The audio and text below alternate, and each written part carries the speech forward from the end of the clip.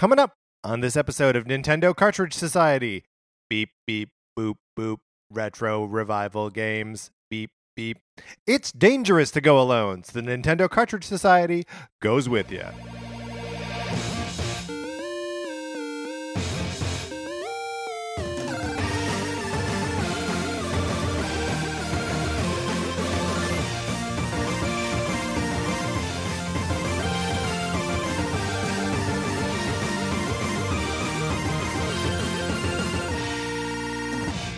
Welcome to Nintendo Cartridge Society. My name is Patrick Ellers. I am joined, as always, by my co-host, Mark Mitchell. Mark, how's it going? It's going pretty good. Yeah, I feel that. I feel that going good. It's good, and we're going it, and I feel it, and I'm excited to talk to you about games today. Yeah, me too. Games are good. Games are fun. Sometimes they remind us of things from when we were children and how we had fun with them then.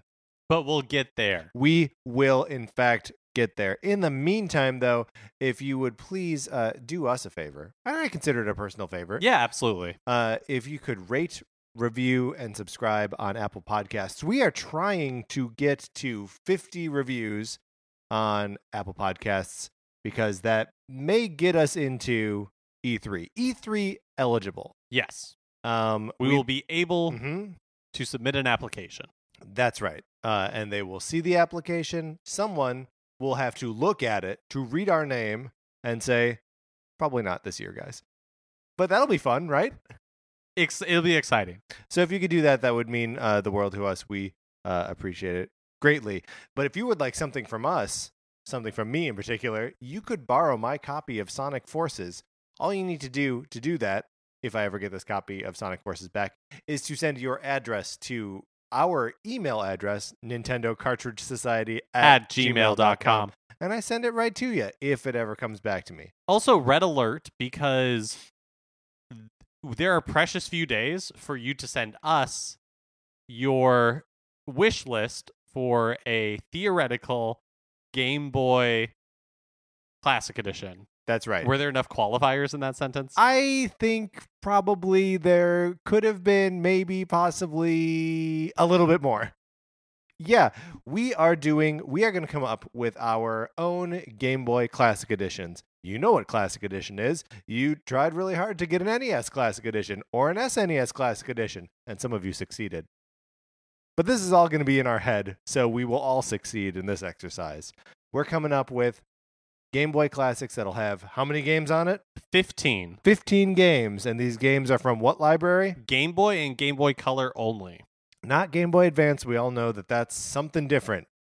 Something different doesn't count as Game Boy. And you can send us a list of up to 15 games. So if you're really, angling for just one game to be in there, send that one game. You don't need to send a complete list of 15. Right, and if you just want to make sure that we are not putting Looney Tunes Crazy Castle, it's not the name of that game, Looney Tunes something, Bugs Bunnies, maybe Crazy Castle. Why do I want Crazy Castle to be in the name of this game? It's catchy. It might be. You can throw that out too and just be like, hey guys, don't put that game on there, and we'll see if we listen to you. Yeah, but try to send those in by Sunday afternoon. Right, so you've got only a couple days now. You can email that to Nintendo Cartridge Society at gmail.com. Help us make this list the best list it can be. Mark, are you ready to talk about retro revival games? Yeah, I think I am. All right, let's dig into it.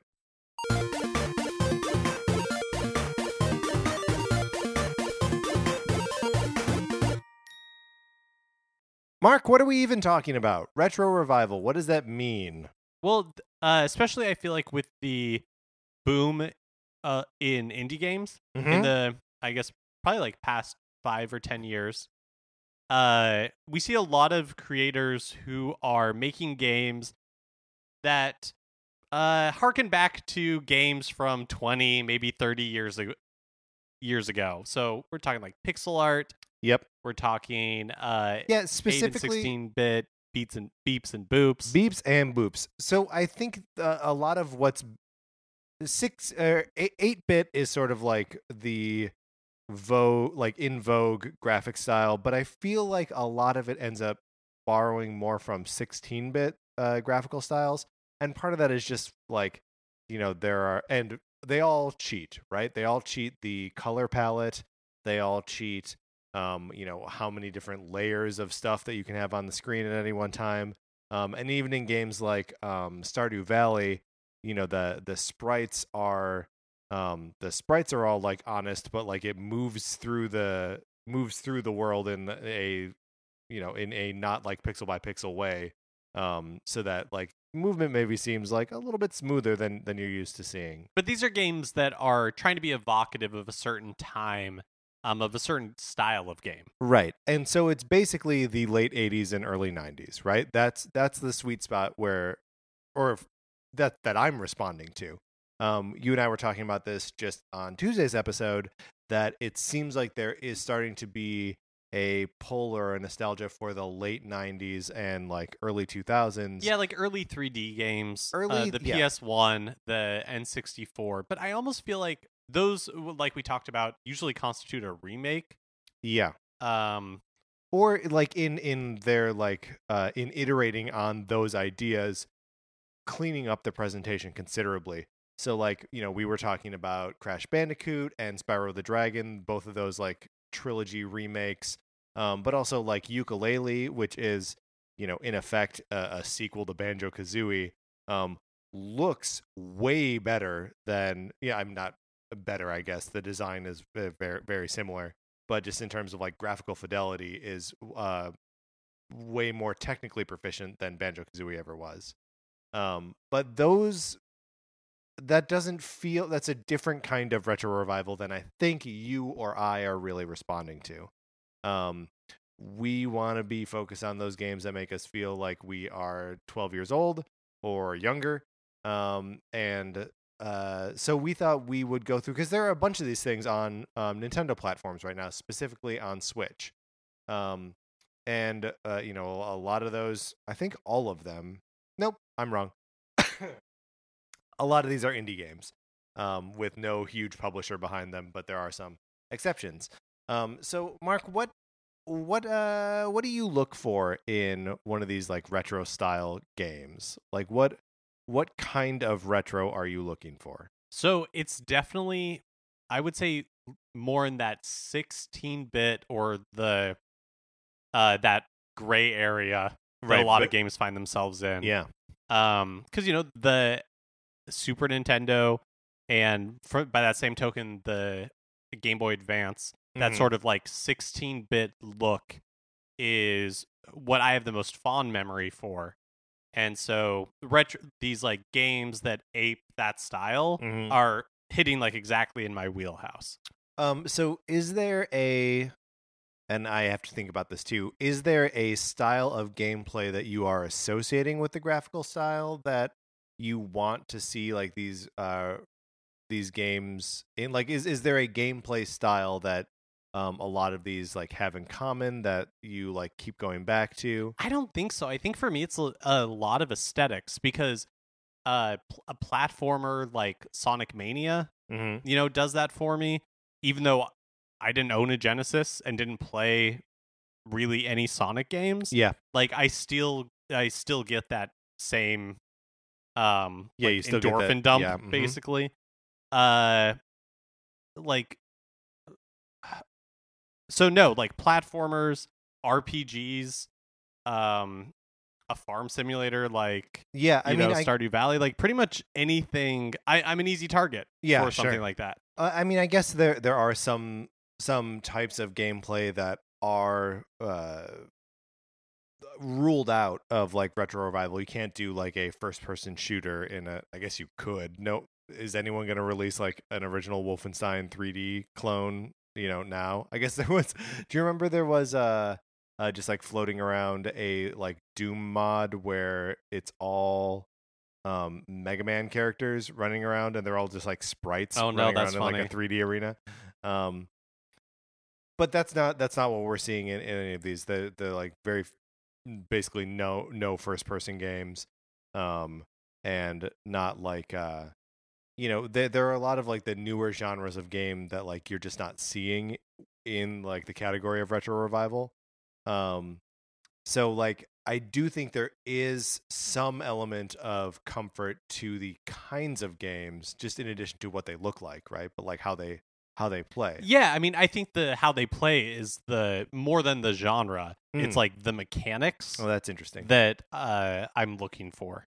So what about the flip side of that? What kinds of things are you happy to see a retro style game do that like they wouldn't have done back when you were playing like Super NES games? So for me, I feel like the distinction is that I don't know that I'm looking for anything new or innovative in a lot of these like retro-esque games. It's more that they are cleaning up the mechanics and not repeating the mistakes of the past. Interesting. Right? Do you have an example of that? Well, I'm trying to think like specifically.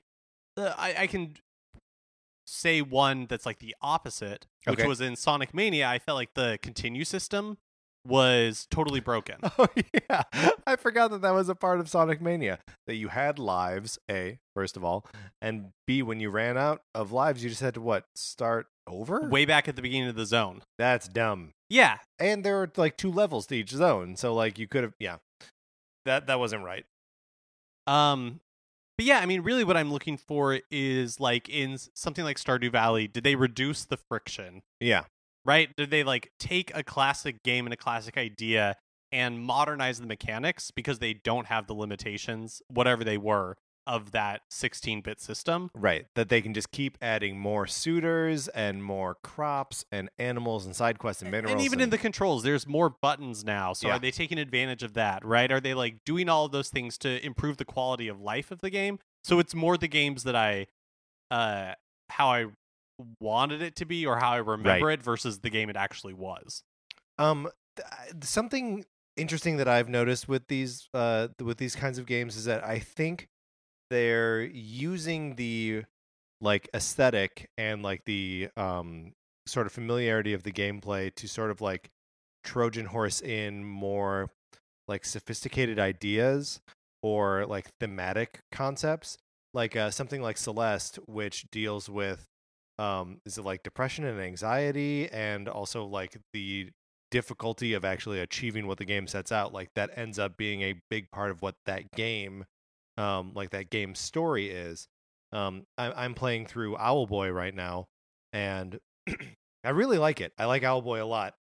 It was pitched to me as like a Metroidvania where you're flying around, but like that sort of sells the game short. There's so much story and so much dialogue in this game.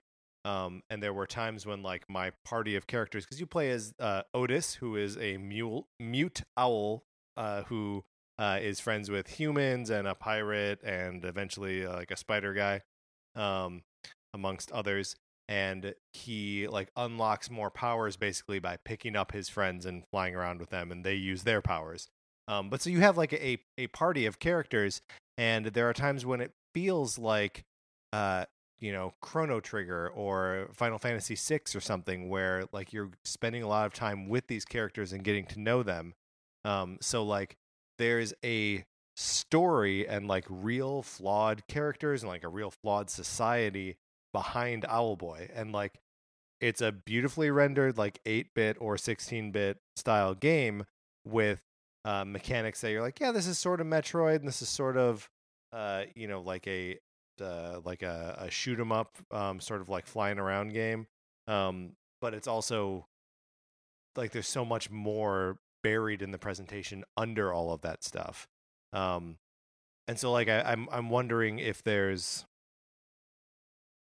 Well, I mean, this is not specifically on Nintendo platforms. In fact, Sure. it hasn't appeared on Nintendo at all. But I feel like Braid was the first original example of somebody taking that kind of like retro 2D platformer in style and then using it and kind of twisting it a little bit to... Yeah. It's like a style everybody was familiar with, and so it was an easy sell, and then to do something new with it. Sure. And, like say something. I mean, I guess the exception with Braid is that it's not visually like the art in Braid is very like hand drawn and beautiful. but like it obviously is taking a lot of cues from retro stuff, and it sort of just controls like a retro game, except you can rewind time forever. Um, so yeah, I wonder if like that is all, and we mentioned earlier that a lot of these games are indie games, so that they are passion projects of one measure or another, and I wonder if people are just passionate. Small teams are passionate about different things than like large publishers are, right? Well, and I think in a lot of ways, a small team can be, and sometimes in many instances for indie games, they are just the product of one person.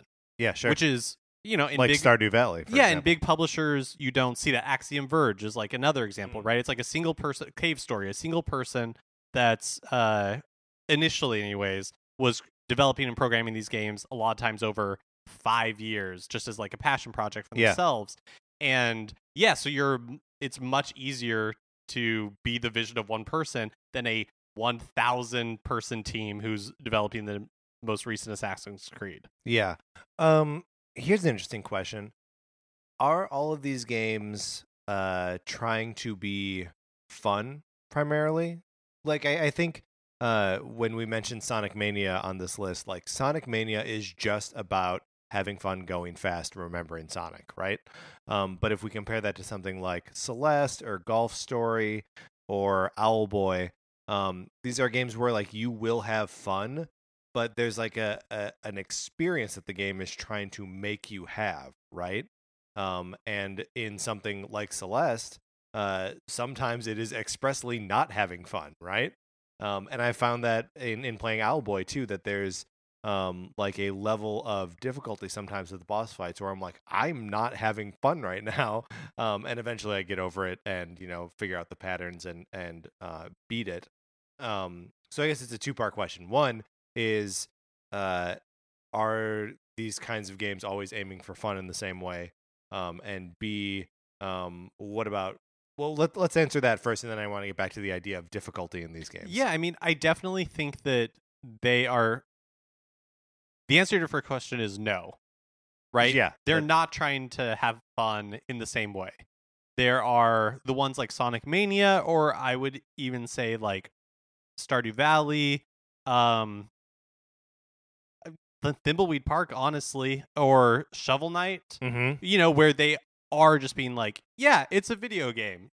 Sit down, learn the mechanics, enjoy it. There's going to be puzzles, have the fun, and some of this stuff, but just have the fun. Right. And then there are the other games where they're looking to challenge you a little bit more, not necessarily in difficulty, but also with thematically. Right. Yeah, and I guess that's we use the term challenging sometimes to mean that it has challenging thematic material. So too can it be that the game itself is challenging. Like no matter what, it is engaging you in a way that's not necessarily the same as like, oh, you're playing Mighty Gun Volt Burst, for example. You're having fun. Now you have to like actually engage with it on a little bit more meaningful level. But I think that the key to all of this is that any frustration that you're feeling, or like any difficulty is not from bad game design, because I think that's a pitfall of, I guess, any game in general, not just retro games. Well, and also that is something that this is I don't really know what to make of this, I guess, but we obviously all grew up playing a lot of bad games, right? And games that are hard because they're bad. You ever play Back to the Future Part 2 and 3? It's one cartridge. That's Part 2 and 3. It's an awful game. And because it's so bad, it feels like it's a very challenging game.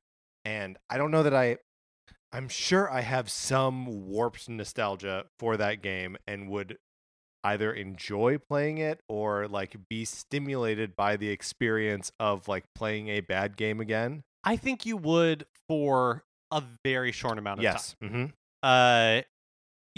We have purchased bad retro games. You have had a bad retro game gifted to you. Sure. On the SNES, and you boot it up and you're like... Our previous guest, Colin Morris, bought me Beethoven's Second, or Beethoven's Canine Caper, based on Beethoven's Second for the Super Nintendo. And, like, it's fine, and you laugh at it for a little bit, but it gets boring super fast. Yeah. Super fat. Yeah, and I don't think any of the we made ourselves a little list of retro games to sort of like help kind of guide our conversation, just remind us of what games we've played on Switch and elsewhere. Um, and I don't think any of those games like have that. It's difficult because it's bad quality to it. No, because that's just a bad game. That's just a bad game. But like obviously there are bad games coming out, and I guess I'm sure there are bad games coming out with like the retro aesthetic that we're just ignoring, because for whatever reason the cream actually does rise to the top. I was gonna say the cream to the crop. That's not right. But we're not plugged into the retro looking games that are no good. At least I don't think we are. Do you think there are any of these games that we have been attracted to that maybe we wouldn't be if they didn't look the way they looked? Um, Like I think it's possible that Golf Story would have been a little bit of a harder sell if it didn't look like a oh yeah, 16-bit RPG. I think that's a great example because I don't like golf games, Mm-hmm. generally speaking, and yeah, that's definitely one. Honestly, like this has not come out yet, but something like Octopath Traveler, Sure. I don't know how much interested I would have in this game if it was.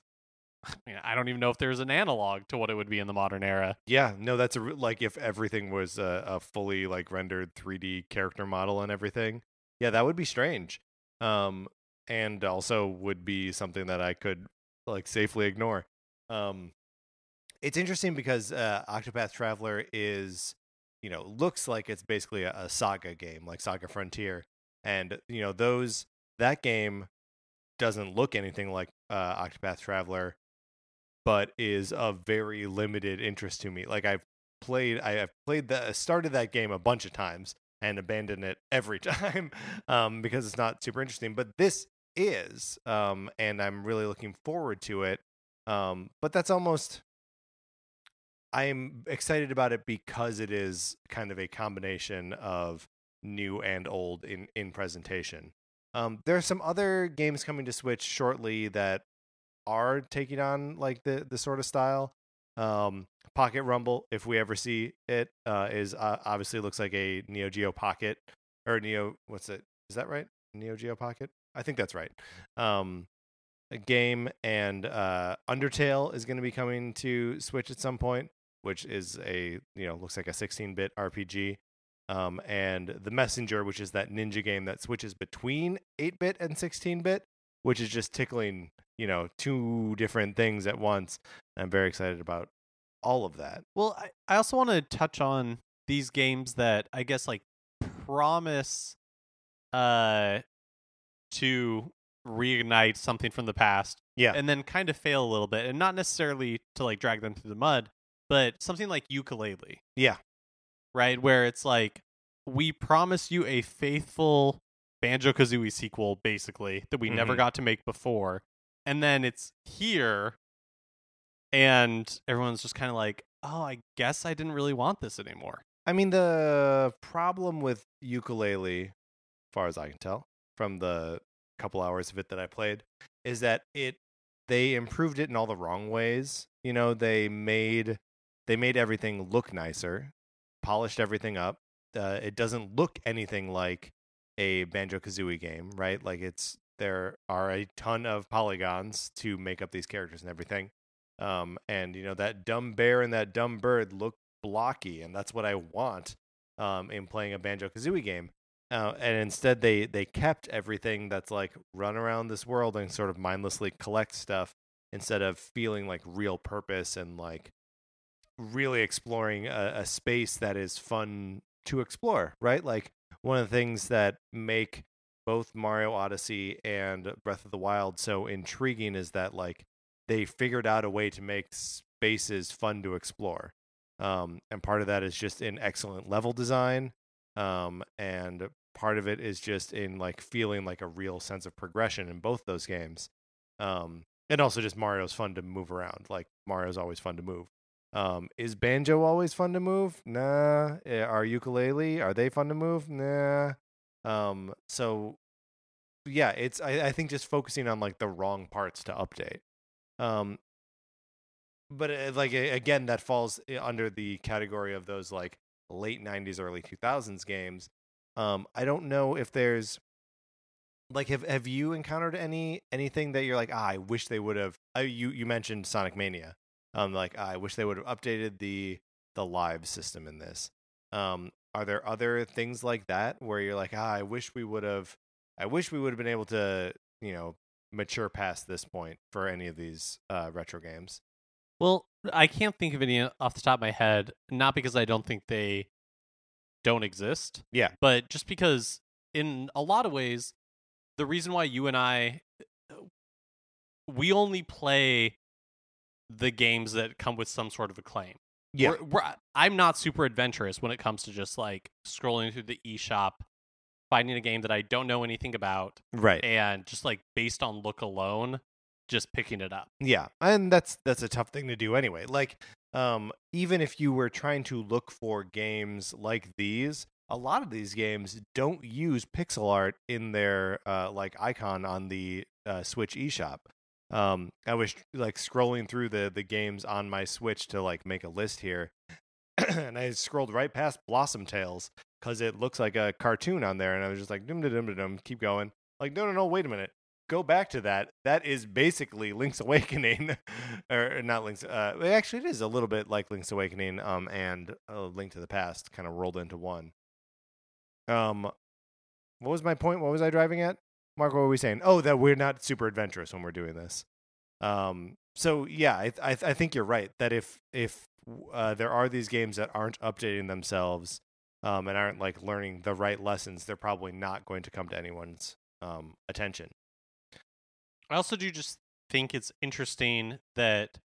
Do you feel like I guess we're starting to see some of these late 90s, early 2000 remasters with Crash Bandicoot and Spyro and all that kind of stuff. But we're also seeing very recent remasters where games from like the PS3 era are being remastered for the PS4 and the Switch and stuff like that. But we're jumping this gap where a lot of games are just kind of we're not like revisiting. Yeah, so why well, what is that, right? Like, why is it that that pixel art seems okay to us, and that we don't want to see improvement on that, but we do want to see improvement on the way early 3D games look and control for sure.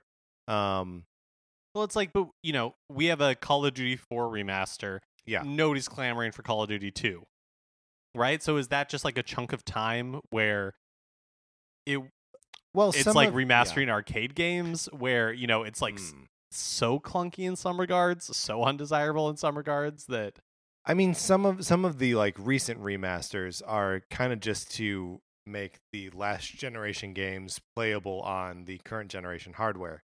We're seeing that with Wii U ports coming to the Switch, right? Like Nintendo's not immune from it. We're gonna see Tropical Freeze, Donkey Kong Country Tropical Freeze next month, May. And part of that is just like, well, the game should be available on the newest hardware because it didn't find as big an audience, or it could just find that same audience again. And then we change Donkey Kong's nose, and then it's a new game. But that's true of like The Last of Us was like that. BioShock Infinite, BioShock in general, just the collection. So I think that's part of there's like a little bit of a pull towards like backwards compatibility without just like doing it for real. I guess outside of Xbox, which is just doing it for real, that if you pop an old Xbox 360 game into your Xbox One, it can probably play it. Not all of them, but they are slowly building up the library over time. All right. So I think that's why there's a little bit of a gap there. But it is interesting that there's no real like effort being made to bring 8-bit or 16-bit style games into like a modern aesthetic. Like if anything, modern games are reaching back to borrow that older aesthetic. Well, also, there's no real effort to like emulate the art style of the late 90s, early 2000s. Yeah, no Like you have one a making that couple of low games poly. like isn't like Never Stop Sneaking Oh, kind I of in don't know. that style. I don't know. Let me look it up. Um but yeah, like I feel like these remasters are just part of that idea that we want the games that we remember, not the games as they actually were. Yeah. Yeah, I mean, and that is absolutely true. And I mean, like why would we ever really want I'm looking at Never Stop Sneaking now, and like it looks kind of low poly, but it's also not I mean, it looks kind of like a pretty good looking GameCube game, Like we're not no one's trying to make Mario 64 or a game that looks like that, or a game that looks like the original Metal Gear Solid, where like Solid Snake's face has like a sprite on it because they're like, oh, we can spare one polygon for his nose, but the rest of it is just got to be some weird little pixels on his face. Um, I guess I feel like maybe what it boils down to is that the appeal of these new retro games, yeah, was like the same sort of appeal that the Game Boy Advance had. yes, Is that it's an opportunity for us to have a new version of the thing we love, right? yeah, So it's like I will never be able to experience Super Mario World again. I'll never be able to experience Mega Man, Mega Man or like Final Fantasy VI for the first time. right? But I can buy these games that recapture that feeling. So do we think it's about recapturing that feeling, or like is it just that we have established it has been established that like this is the visual language or a visual language of video games. All of these developers, the Yacht Club with Shovel Knight. I'm not going to name all the developers because I just realized I introduced myself on like a suicide mission. Quick, Patrick, try to name the developers of all these games. You can't do it. But like Stardew Valley or Golf Story, they could have done these games with, like hand drawn, like cartoony kind of graphics. But instead, they're like, no, the language of video games, the visual language of video games, can be in pixel art. And so, like, just in taking that, it's like it does part of the marketing for you of like, this is what a video game looks like, without having to like invent something new or like, draw up a style. Yeah, I mean, no, I think it's all of those things. Yeah. I don't think it's. I think like anything else, they're created for different reasons, or those choices are made for different reasons. If you're a small development team, I'm sure it's much not easier, but yeah, Like super lazy. but yeah, not easier, but yeah, easier than doing like a fully rendered 3D world. Oh, right? for sure. It takes Yeah. a different amount of work. Yeah, Um, I also remember reading a little bit back that that pixel artists weren't in that like the skill set for people working in pixel art was becoming like a rarer thing in video games, and I wonder if that's just like at a certain level. That like that's why is his name Igarashi? What's his name? The guy, the Castlevania guy. Yeah. Bloodstained. Yeah. So Bloodstained, why isn't that game done in pixel art? It's done in like it's 3D models, because that's cheaper and because that's that's how they can that's the tool, that's the skill set that they can use at the level that they're at. Same thing with like Mighty Number 9. That game probably would have been more successful if it just like stuck to a pixel art style. I mean, probably Mega Man 11. Yeah, Mega Man 11 too. We will see. Like I am optimistic, but who knows? Capcom has come up, so boo Capcom. But they are choosing not Yes. to do pixel art, even Yes. though the last time they did was Mega Man 10. Yep. But no, it does feel like it's more of like a skill that people are learning for themselves, Yeah. versus something that you're taught how to do. Yeah, that's interesting. Okay. Are you ever afraid that you are like just attracted to a game because like is there a dark side to this where you're like, oh, this game is just like a game I played or it looks just like a game I played when I was a kid. I'm just going to play that and the whole thing feels regressive?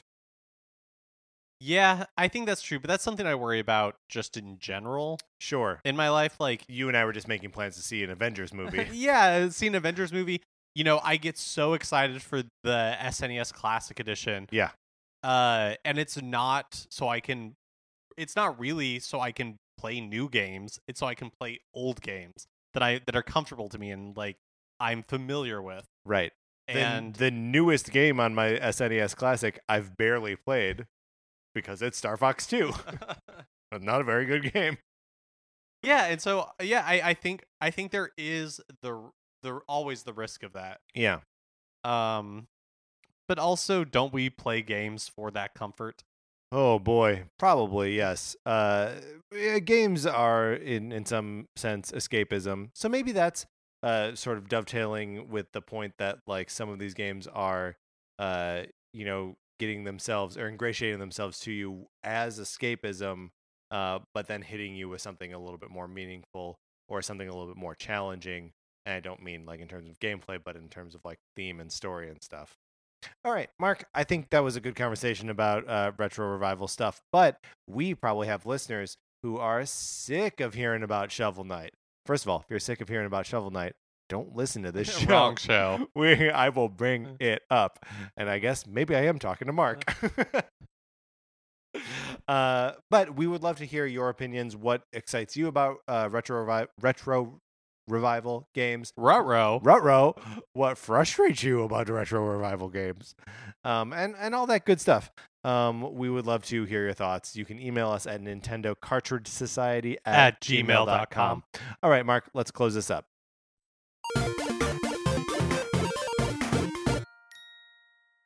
And that is going to do it for this episode of the show. Remember, please rate, review, subscribe, all that good stuff on Apple Podcasts. We would like to get to E3, where we will probably see some retro style games, right?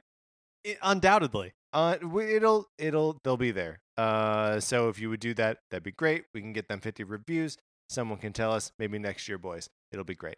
You can follow us on Twitter. I am at Patrick_Ellers. Mark is at MKE Mitchell. Collectively, we are at NinCart Society. You can check out the Facebook page, which is just Nintendo Cartridge Society. And if you like Mark and mine's opinions, I'm just going to plug it one more time. Please give us your Nintendo Game Boy Classic Edition lists by Sunday afternoon. We want to get as many lists in here as we can and really have fun with it. And thank you to everybody who has already sent them in. We love it. Every time one comes in, I get excited. And man, there are some people whose opinions I disagree with, and I can't wait to debate a straw man version of them on this show. They can't argue back. If you like Mark and Mine's opinions, we write about comics on ReckonPunch.com. Olivia Duncan made our logo. Our theme music is provided by 8-Bit Betty. You can check out his music by going to 8bitbetty.com or by listening right now. For my co-host, Mark Mitchell, this is Patrick Ellers saying thanks for listening.